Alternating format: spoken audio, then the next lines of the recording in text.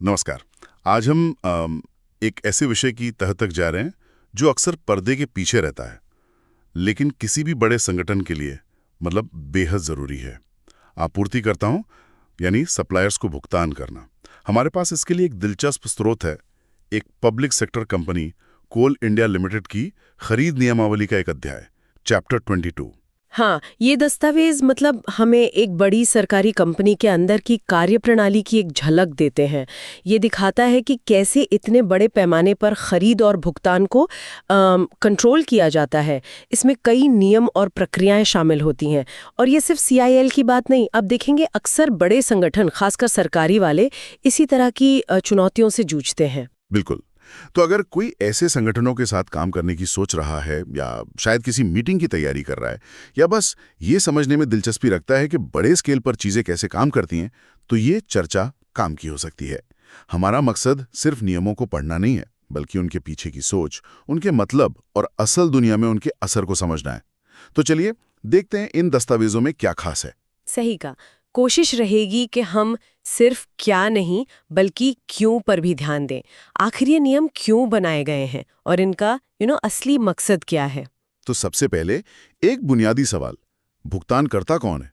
अगर किसी सब्सिडियरी ने सामान मंगवाया है तो क्या वही भुगतान करेगी? देखिए, ज्यादातर मामलों में हाँ, नियम यही कहता है कि भुगतान आमतौर पर वही सहायक कंपनी करती है जिसने सप्लाई ऑर्डर दिया है, जब तक कि ऑर्डर में कुछ और न लिखा हो। ये एक तरह से काम का बंटवारा है जिससे प्रक्रिया मतलब लोकल लेवल पर ही निपट जाए। हालांकि अगर CIL हेडक्वार्टर ने अपने लिए कुछ मंगाया है तो वो खुद भी पेमेंट कर सकते हैं। और अगर कोई भारतीय एजेंट बीच में है किसी विदेशी सप्लायर के लिए, क्या उसे कमीशन दिया जा सकता है? हाँ, दस्तावेज में इसका जिक्र है। अगर जरूरी हो तो सरकारी गाइडलाइंस का पालन करते हुए भारतीय एजेंट को इंडियन रुपीस में कमीशन का भुगतान किया जा सकता है। पर इसके लिए ये जरूरी है कि सप्लायर ऑर्डर में एजेंट का पूरा पता और कमीशन की रकम साफ साफ लिखी हो। अच्छा। और साथ ही ये भी बिल्कुल स्पष्ट होना चाहिए कि भुगतान असल में कौन करेगा, यानी पेइंग अथॉरिटी कौन है। इससे सप्लायर को पता रहता है कि भाई बिल कहाँ भेजना है और कौन से डॉक्यूमेंट्स लगेंगे। ये तो हुई सामान्य बातें, लेकिन मामला तब थोड़ा दिलचस्प होता है जब बड़ी खरीद की बात आती है, जैसे प्लांट एंड मशीनरी, P&M या बड़े इक्विपमेंट। यहाँ भुगतान कैसे होता है? लगता है प्रक्रिया थोड़ी जटिल है। हाँ, क्योंकि यहाँ रिस्क ज़्यादा होता है और रकम भी बड़ी होती है। दस्तावेज बताते हैं कि जब सप्लायर की जिम्मेदारी सिर्फ सामान पहुँचाना नहीं बल्कि उसे इंस्टॉल करके चालू करना भी है, इंस्टॉलेशन और कमीशनिंग जिसे कहते हैं, तो भुगतान किश्तों में होता है। किस्तों में? हाँ, ये एक आम तरीका है रिस्क को कम करने का। अच्छा, कैसे? मतलब क्या है इसका? मुख्य रूप से 2 हिस्सों में। पहली किश्त लगभग 80% वैल्यू की होती है। इसमें कुछ शुल्क नहीं होते पर GST शामिल होता है। ये पेमेंट तब किया जाता है जब सामान सही सलामत पहुंच जाए, खरीदार उसे स्वीकार कर ले और सप्लायर एक परफॉर्मेंस बैंक गारंटी यानी PBG जमा कर दे। PBG? हाँ, परफॉर्मेंस बैंक गारंटी। इस सब के 21 दिनों के अंदर ये 80% भुगतान जारी करने की बात कही गई है। ओके। 80% डिलीवरी एक्सेप्टेंस और PBG पर। हाँ, और बाकी का 20% वो कब मिलता है फिर? बचा हुआ 20% जिसमें इंस्टॉलेशन और कमीशनिंग का चार्ज भी शामिल है, वो तब दिया जाता है जब मशीनरी सफलतापूर्वक चालू हो जाए और खरीदार मतलब उससे संतुष्ट हो।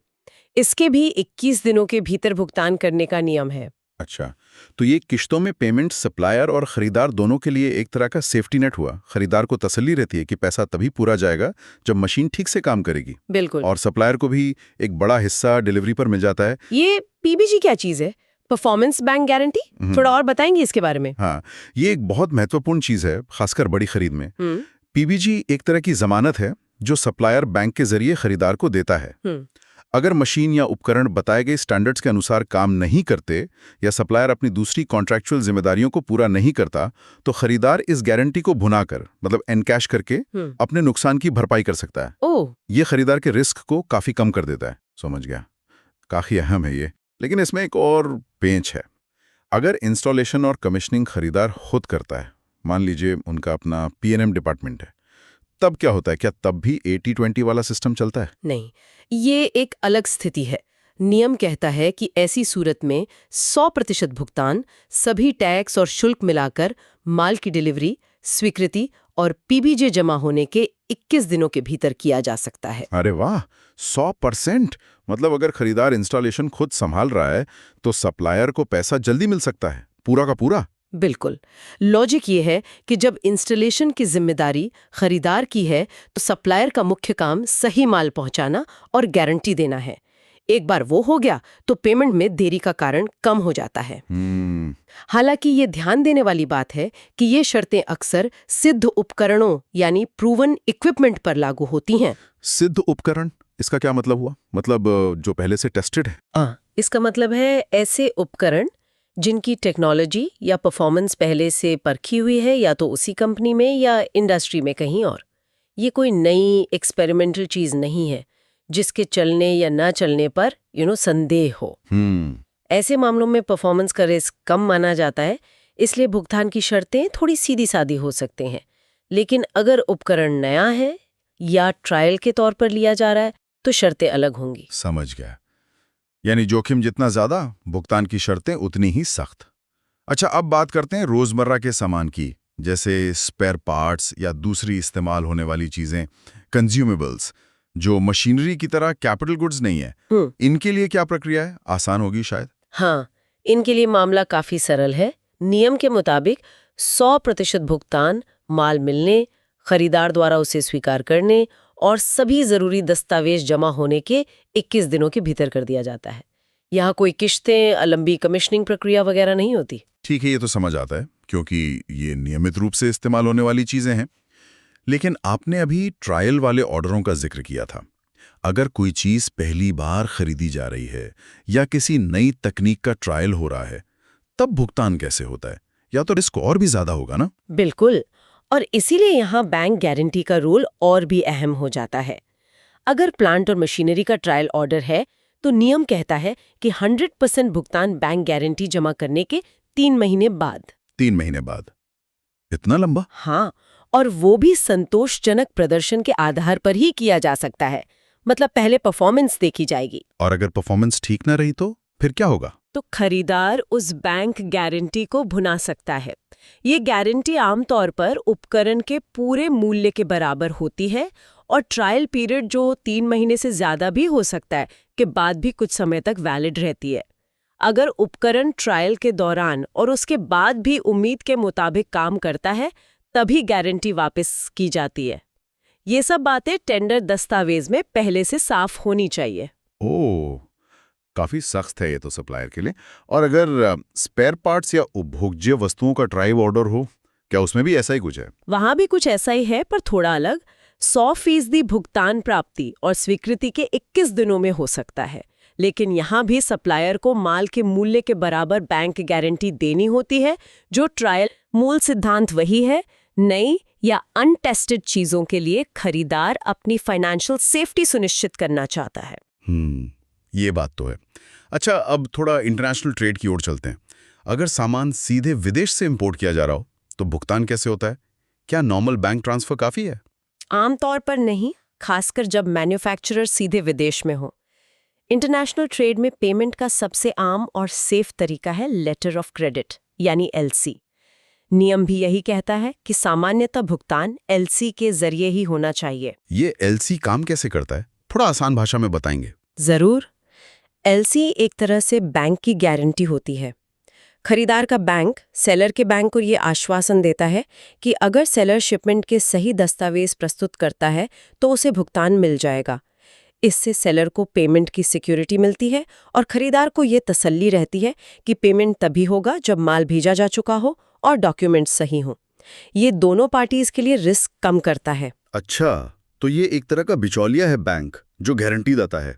क्या इसके अलावा कोई और तरीका भी है इंपोर्टेड गुड्स के लिए? हाँ, दस्तावेज कहता है कि खास परिस्थितियों में या कम कीमत के सामान के लिए सीधे पैसे भेजने यानी डायरेक्ट रेमिटेंस जैसे तरीकों पर भी विचार किया जा सकता है। लेकिन इसके लिए रिजर्व बैंक के नियमों का पालन करना जरूरी है और इंपोर्ट के प्रूफ जैसे दस्तावेज होने चाहिए। साथ ही ये भी महत्वपूर्ण है कि खरीद कॉन्ट्रैक्ट में स्पष्ट लिखा हो कि सेलर को कौन कौन से डॉक्यूमेंट्स देने होंगे, ताकि माल की प्रामाणिकता और सप्लाई सुनिश्चित हो सके। ठीक है। अच्छा, एक और स्थिति है जहां भुगतान प्रक्रिया थोड़ी अलग लगती है। प्रेषण दस्तावेजों के विरुद्ध भुगतान, यानी पेमेंट अगेंस्ट डिस्पैच डॉक्यूमेंट्स। ये कब और कैसे होता है? ये कुछ अलग सा लग रहा है। हाँ, ये सामान्य प्रक्रिया नहीं है और इसे केवल बहुत ज़रूरी परिस्थितियों में ही इस्तेमाल करने की बात कही गई है, जैसे जब किसी चीज़ का सप्लायर केवल 1 या 2 ही हों। इसमें हाई लेवल अधिकारियों की मंजूरी भी ज़रूरी होती है। यहाँ होता यह है कि सप्लायर माल भेजने के बाद शिपिंग डॉक्यूमेंट्स जैसे रेलवे की रसीद या ट्रांसपोर्टर की बिल्टी सीधे बैंक को देता है। खरीदार फिर बैंक को पेमेंट करके वो डॉक्यूमेंट्स लेता है और फिर उन डॉक्यूमेंट्स के आधार पर माल छुड़ाता है। तो भुगतान सीधे सप्लायर को न जाके बैंक के माध्यम से होता है इसमें? हाँ, इससे एक एक्स्ट्रा कंट्रोल रहता है। सप्लायर को ये भी कहा जाता है कि वो पहले से खरीदार को चालान की कॉपी भेज दे ताकि पेमेंट प्रोसेस जल्दी हो सके। और चूंकि यहाँ माल मिलने से पहले ही पेमेंट हो रहा है दस्तावेजों के आधार पर, तो क्वालिटी कैसे सुनिश्चित होगी? हाँ, अच्छा सवाल है। इसीलिए इस केस में पूर्व प्रेषण निरीक्षण यानी प्री डिस्पैच इंस्पेक्शन का भी प्रावधान है। यानी माल भेजने से पहले ही उसकी जांच? ये कौन करता है? राइट्स जैसी बाहरी विशेषज्ञ एजेंसी या सब्सिडरी कंपनी खुद भी कर सकती है। इसका खर्च खरीदार उठाता है। ये क्लॉज वैसे किसी भी तरह के ऑर्डर में डाला जा सकता है अगर खरीदार को जरूरी लगे। ये क्वालिटी कंट्रोल का एक अहम हिस्सा है। ठीक है। ये सब प्रक्रियाएं तो जटिल लग सकती हैं, खासकर बाहर से देखने वाले के लिए। क्या भुगतान को तेज और आसान बनाने के लिए कुछ आधुनिक तरीके भी इस्तेमाल होते हैं? आजकल तो सब डिजिटल हो रहा है। बिल्कुल। दस्तावेज में ई भुगतान यानी ई पेमेंट का साफ उल्लेख है। आजकल NEFT और RTGS जैसे इलेक्ट्रॉनिक तरीकों से भुगतान करना आम बात है। ये प्रक्रिया को बहुत तेज और कुशल बनाता है। सप्लायर्स को इसके लिए अपने बैंक खाते का पूरा विवरण, जैसे अकाउंट नंबर, IFSC कोड वगैरह देना होता है। हाँ, और उन्हें ईमेल ID और मोबाइल नंबर भी देना होता है ताकि भुगतान होते ही सूचना मिल जाए। ये पारदर्शिता के लिए अच्छा है, निश्चित रूप से। और इसी दिशा में एक और बहुत महत्वपूर्ण सिस्टम का जिक्र है, TREDS यानी trade receivables discounting system. TREDS, ये क्या है? ये नाम थोड़ा भारी भरकम लगता है। हाँ, नाम भले ही तकनीकी लगे, लेकिन इसका मकसद बहुत सीधा और जरूरी है, खासकर छोटे और मध्यम उद्यमों यानी MSMEs के लिए। TREDS एक ऑनलाइन प्लेटफॉर्म है। सोचिए, एक MSME सप्लायर ने किसी बड़ी कंपनी जैसे मान लीजिए CIL को माल सप्लाई किया। अब उसे अपने बिल के पैसे के लिए शायद 30-45 दिन इंतजार करना पड़े, जो कि छोटे बिजनेस के लिए मुश्किल हो सकता है। बिल्कुल। तो TREDS प्लेटफॉर्म पर वो MSME अपने उस बिल को, जिसे ट्रेड रिसीवेबल कहते हैं, अपलोड कर सकता है। अच्छा, अपलोड कर दिया और फिर उस प्लेटफॉर्म पर मौजूद बैंक या दूसरे फाइनेंसर्स उस बिल को खरीदने के लिए बोली लगा सकते हैं, थोड़ी छूट यानी डिस्काउंट पर। MSME को लगभग तुरंत पैसा मिल जाता है और फाइनेंसर को बाद में पूरी रकम खरीदार यानी CIL से ड्यू डेट पर मिल जाती है। बड़ी कंपनियां भी इस प्लेटफॉर्म पर होती हैं और बिलों को वेरीफाई और स्वीकृत करती हैं, जिससे फाइनेंसरों को भी भरोसा रहता है। अरे वाह, ये तो MSMEs के लिए नकदी प्रवाह, कैश फ्लो की समस्या का एक बढ़िया समाधान लगता है। उन्हें अपने पैसे के लिए लंबा इंतजार नहीं करना पड़ता। बिल्कुल। इस दस्तावेज में इसका शामिल होना ही ये बताता है कि इसे एक महत्वपूर्ण सरकारी पहल के तौर पर देखा जा रहा है। ये MSMEs को समय पर भुगतान सुनिश्चित करने और उनकी फाइनेंशियल हेल्थ सुधारने में मदद करने के लिए बनाया गया है। सैद्धांतिक रूप से ये बहुत शक्तिशाली उपकरण है। वाकई दिलचस्प। अच्छा, अब कुछ और नियमों पर संक्षेप में नजर डालते हैं जो दस्तावेज में दिए गए हैं। एक है सार्वजनिक धन की वसूली, रिकवरी ऑफ पब्लिक मनी। इसका क्या मतलब है? PSU का पैसा बकाया है तो वो पैसा इस कंपनी जैसे CIL द्वारा उसके करंट बिल से काटा जा सकता है, लेकिन ऐसा करने से पहले पूरी प्रक्रिया का पालन करना होता है। संबंधित विभाग से रिक्वेस्ट आनी चाहिए, मामले की जांच करनी होती है और सक्षम अधिकारी की मंजूरी लेना जरूरी है। ये सरकारी पैसे की सेफ्टी के लिए है। ठीक है। और समय बाधित दावे यानी टाइम बार्ड क्लेम्स का क्या मतलब है? देखिए, कानून के तहत किसी भी दावे को पेश करने की एक समय सीमा होती है, जिसे लिमिटेशन पीरियड कहते हैं। सरकारी भुगतानों के मामले में यह आमतौर पर 3 साल होती है। अगर 3 साल बीत गए और सप्लायर ने अपने बकाये के लिए दावा नहीं किया या इस दौरान कोई लिखा पढ़ी कोई एक्नॉलेजमेंट नहीं हुई, तो वो दावा समय बाधित या टाइम बार्ड हो जाता है, मतलब कानूनी रूप से कमजोर पड़ जाता है। नियम कहता है कि ऐसे दावों का भुगतान बिना उचित जांच और सक्षम अधिकारी की मंजूरी के नहीं करना चाहिए। ये फाइनेंशियल डिसिप्लिन बनाए रखने के लिए है। और अंत में टैक्स और एमएसएमई भुगतान से जुड़े कुछ नियम भी हैं। हाँ, दो मुख्य बातें हैं। पहला, अगर पेमेंट करते समय कोई टैक्स काटा गया है, जैसे टीडीएस, तो उसका सर्टिफिकेट समय पर सप्लायर को देना जरूरी है ताकि वो अपना टैक्स रिटर्न वगैरह ठीक से भर सके। दूसरा, एमएसएमई एक्ट 2006 का जिक्र है, जो कहता है कि एमएसएमई सप्लायर्स को भुगतान में देरी होने पर ब्याज पाने का अधिकार है। आमतौर पर 45 दिनों के भीतर भुगतान हो जाना चाहिए।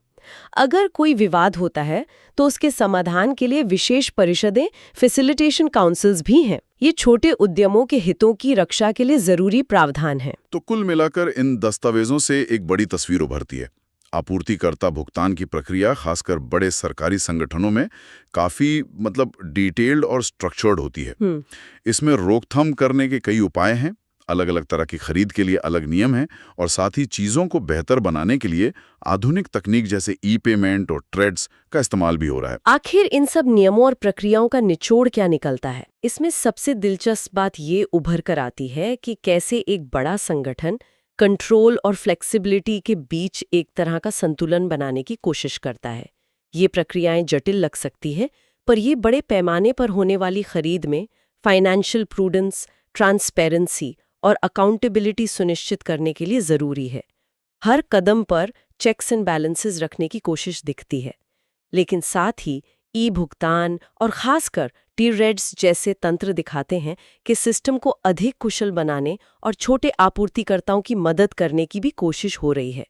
ये सिर्फ नियम नहीं है, ये असल में फाइनेंशियल सिक्योरिटी, लीगल रिक्वायरमेंट्स और ऑपरेशनल एफिशिएंसी के बीच तालमेल बिठाने का एक प्रयास है। ये संतुलन साधना वाकई कितना मुश्किल होता होगा। और यहीं से एक सवाल मन में आता है जिस पर शायद आगे सोचने की जरूरत है। क्या ये विस्तृत और कभी-कभी भारी भरकम लगने वाली प्रक्रियाएं असल में आपूर्तिकर्ताओं के साथ संबंधों को कैसे प्रभावित करती हैं? क्या ये हमेशा पारदर्शिता और निष्पक्षता लाती हैं, या कभी-कभी ये ब्यूरोक्रेटिक बाधाएं बनकर इनोवेशन या छोटे नए आपूर्तिकर्ताओं के लिए मुश्किलें खड़ी कर सकती हैं? ये देखना दिलचस्प होगा कि कागज पर बने नियम असल दुनिया में कैसे काम करते हैं और उनका वास्तविक प्रभाव क्या होता है।